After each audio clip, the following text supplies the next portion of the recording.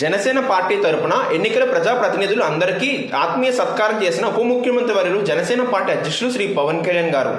ఈ సమావేశంలో శ్రీ పవన్ కళ్యాణ్ గారు మాట్లాడుతూ రాష్ట్ర ప్రజల భవిష్యత్తు కోసం జనసేన పార్టీ సీట్లను పరిమితం చేసుకుని ఎన్నికల బరిలో దిగినప్పుడు చాలా మంది చాలా రకాలుగా మాట్లాడారు.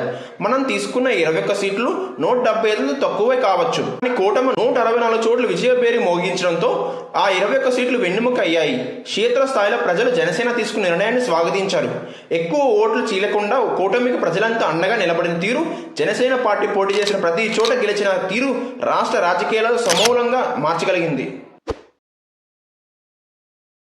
గత వైసీపీ పాలనలో ప్రజలంతా భయంగుప్పెట్లో బ్రతికారు. కోట్లాది మంది ప్రజలు మార్పు కోసం ఆశగా ఎదురు చూశారు.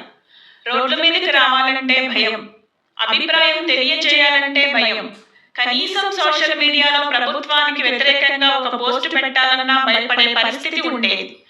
బూతులు, బెదిరింపులు, కేసులు, వ్యక్తిగత దూషణలు గత ప్రభుత్వంలో నిత్యకృత్యం అయిపోయాయి. సాక్షాత్తు ప్రజల చేత ఎన్నికైన ఎంపీని బంధించి భౌతికంగా హింసించిన తీరు అందరికీ తెలిసిందే. గత ప్రభుత్వ దాష్టికాలకు బలంగా ఎదురొడ్డి నిలిచింది ఒక్క జనసేన పార్టీ మాత్రమే. జన సైనికులు, వీర మహిళలు తప్పు జరిగిన ప్రతి చోట రోడ్ల మీదకి వచ్చి పోరాడిన తీరు 5 కోట్ల మంది ప్రజలకు బలమైంది. అదే ఆంధ్రప్రదేశ్ ప్రజలకు వెన్నుదన్నుగా నిలిచింది. ముఖ్యంగా మహిళా నేతలను ఎవరైనా కించపరిచినట్టు మాట్లాడితే వారిపై క్రమశిక్షణా చర్యలు ఉంటాయి. దీనిపై పార్టీ క్రమశిక్షణా కమిటీకి పూర్తి బాధ్యతలు అప్పగిస్తున్నాను. ప్రజలు మనల్ని ఎంతో నమ్మి ఇచ్చిన విజయాన్ని దుర్వినియోగం చేయొద్దు. నేను లేకపోతే పార్టీ లేదు అనుకునే తత్వం వీడాలి. ఎవరు లేకపోయినా జనసేన పార్టీ ప్రయాణం ఆగిపోదు.